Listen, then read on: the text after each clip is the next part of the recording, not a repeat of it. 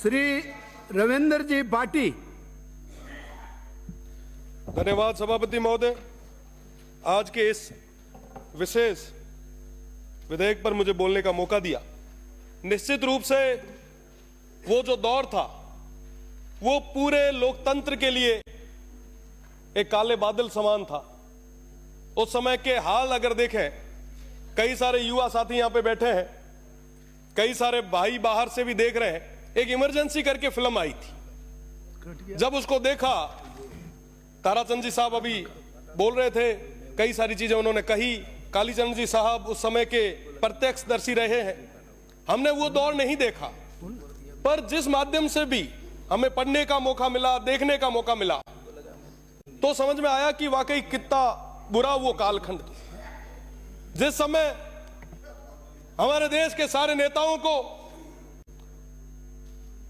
स्वर्गीय हमारे प्रधानमंत्री अटल बिहारी जी वाजपेयी को, जेपी जी को और तमाम देश और प्रदेश के नेताओं को, युवा साथियों को इमरजेंसी के दौरान उन सलाखों के पीछे भेज दिया गया। लोकतंत्र का गला घोटने का काम उस दौर में किया गया। और मैं इस सदन के माध्यम से उस समय के उन तमाम लोकतंत्र के सेनानियों को मैं बारंबार वंदन करता हूं, जिनके त्याग, तपस्या और हिम्मत की बदौलत ये लोकतंत्र आज इस मजबूती के साथ खड़ा है। अगर मैं वर्तमान परिप्रेक्ष्य की बात करूं तो कई सारी चीजें हैं जिनमें आज भी बदलाव आ रहा है। मैं कहना चाहूंगा कि मैं छात्र राजनीति के माध्यम से यहां तक पहुंचा हूं। पिछले राज के दौरान जब हम विरोध प्रदर्शन करते थे, जब युवाओं की बात सदन तक और सरकार के सामने रखने का प्रयास करते थे, तो उस दौरान कई बार लाठियां, कई बार मुकदमे हमें सहने पड़ते थे। मैं आपको बताना चाहूंगा, पिछले उस राज के समय हमने विधानसभा का घेराव किया, कई बार जेल गए और कहीं ना कहीं युवाओं की आवाज को हमने लाठी के नीचे दबते भी देखा। पर साहब, उन युवाओं की बात को हमने दबने नहीं दिया। आज के अगर दौर की बात करूं तो आज के दौर में इस लोकतंत्र के सबसे पवित्र मंदिर में जनता ने आशीर्वाद के रूप में हमें यहां भेजा। न पक्ष का साथ था, न विपक्ष का साथ था, पर जनता का आशीर्वाद था। और उस दौरान जब बाड़मेर, जैसलमेर और बालोतरा की जनता का आदेश था कि पार्लियामेंट के इस चुनाव में हुंकार भरो, इन 22 लाख लोगों का नेतृत्व करो, इनका आशीर्वाद तुम्हारे साथ है, और जब लड़ने के लिए आगे आए,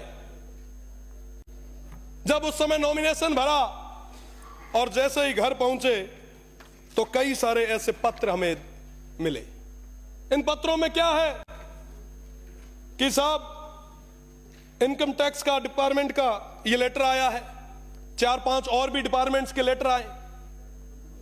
मैं निश्चित रूप से पूरी जिम्मेदारी के साथ कह सकता हूं, हमारे प्रदेश के मुखिया जी और तमाम लोगों को इस चीज का पता भी नहीं होगा कि ऐसी चीजें हुई है।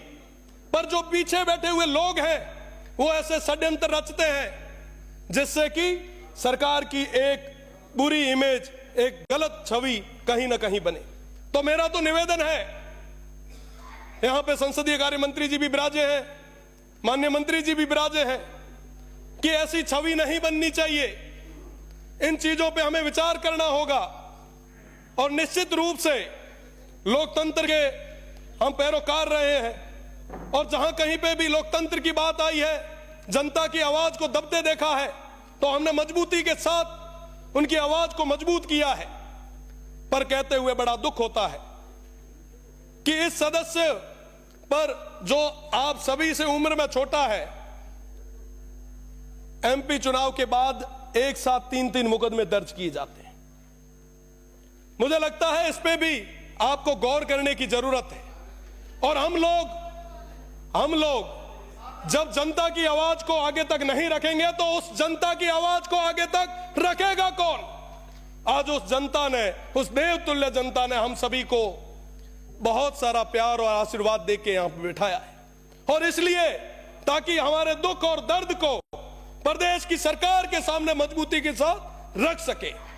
और जब यहां पे उस दुख और दर्द को रखा जाता है तो कई सारे जो पीछे बैठे हुए लोग हैं, मैं कह सकता हूं, बड़े दावे के साथ कह सकता हूं, हमारे जो नेता हैं, हमारे जो लोग हैं, उनको इस चीज की अभी तक पता ही नहीं होगा, उनको भनक तक लगने नहीं दी होगी, और पीछे बैठे हुए कुछ लोगों के द्वारा षड्यंत्र और साजिशों के द्वारा आवाज को हमेशा दबाने का प्रयास किया जाता है। मेरा निवेदन है कि इस बार पे गंभीरता से आप सोचें, आप विचार करें, क्या वाकई हम लोकतंत्र को मजबूत कर रहे हैं? निश्चित रूप से लोकतंत्र को मजबूत करने के लिए छात्र संघ जैसे चुनाव भी होने चाहिए ताकि हमारी नई पीढ़ी भी आगे आए।